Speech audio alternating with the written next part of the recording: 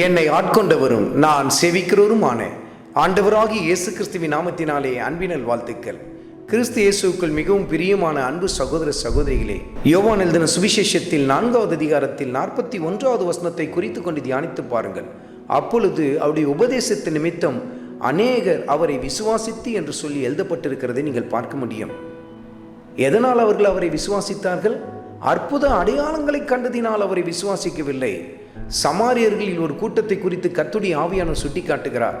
ஆண்டவர் இயேசு கிறிஸ்துவின் உபதேசத்தை கண்டு அவர்கள் ஆண்டவர் இயேசு கிறிஸ்துவின் மீது விசுவாசத்தை கொள்ள ஆரம்பித்தார்கள். பாருங்கள், இன்றைக்கு ஒரு கூட்டம் அவருடைய அற்புத அடையாளத்தை பார்த்து அவர் மீது விசுவாசத்தை வைக்கிறார்கள்.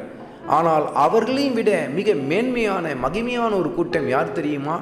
அவருடைய உபதேசத்தை கேட்டு இது மெய்யாகவே ஜீவ வார்த்தை, ஜீவனை தருகிற வார்த்தை, நித்திய ஜீவ வார்த்தை என்று சொல்லி விசுவாசிக்கிறார்கள். பாருங்கள், அவர்கள்தான் மெய்யாய் ஆண்டவர் இயேசு கிறிஸ்துவை உண்மை முத்தமாய் பின்பற்றுகிற கூட்டமாய் காணப்பட ஆரம்பிப்பார்கள்.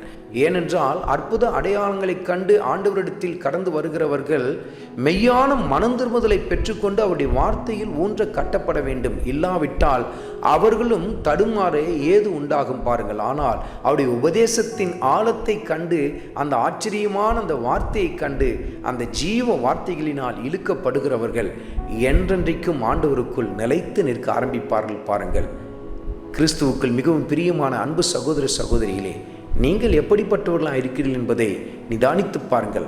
அற்புதத்தை கண்டதினால் அவர் அண்டையிலே வந்தீர்களா, அல்லது அவருடைய ஜீவ வார்த்தையை கண்டு அவர் அண்டையிலே நெருங்கி வந்தீர்களா என்பதை நிதானித்து பாருங்கள்.